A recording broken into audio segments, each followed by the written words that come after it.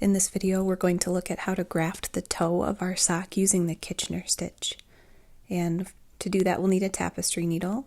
You're going to work the first two and the last two stitches only once, but each other stitch you're going to work twice, and we'll be working them in pairs. So from the front needle, you're always going to slip the first stitch knitwise and drop that off the needle. The second stitch you're going to enter purlwise and leave it on the needle. In the back, you're going to slip the first stitch purlwise and enter the next stitch knitwise, slipping the first stitch and leaving the second stitch on the needle.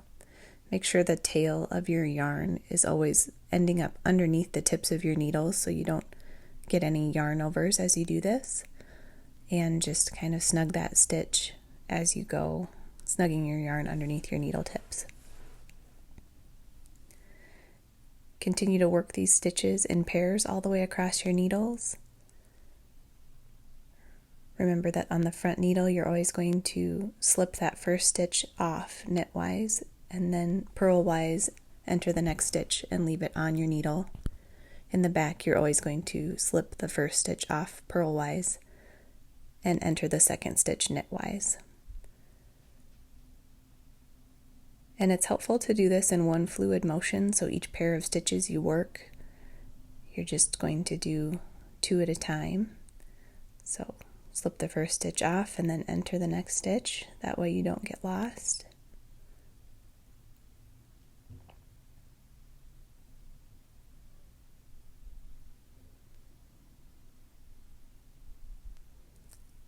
And I almost slipped that one knitwise there, but that needed to be a purl, so I just put it back on the needle and started over. You're always slipping the stitch off knitwise in the front and purlwise in the back. And then with these last two pairs of stitches here, remember that last stitch on each side we're only going to work once, so I'm going to work these two together and work the two on the back, and then I'm just going to let those last two stitches fall off my needles after they've been worked the one time. In the end, if you have any puckering or any loose stitches, you can pull that extra yarn across your work to evenly distribute your yarn so that in the end it should look just like any other stitch in your knitting, where the front of your work is going to continue on to the back and look as if there have been knit stitches work the entire way through.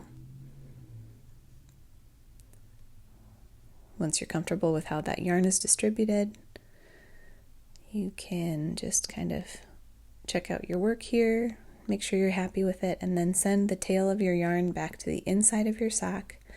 I like to bring that to the front of my work a little bit before putting that yarn through and snugging my tapestry needle through to the inside of my sock. But there you go, there's the Kitchener stitch.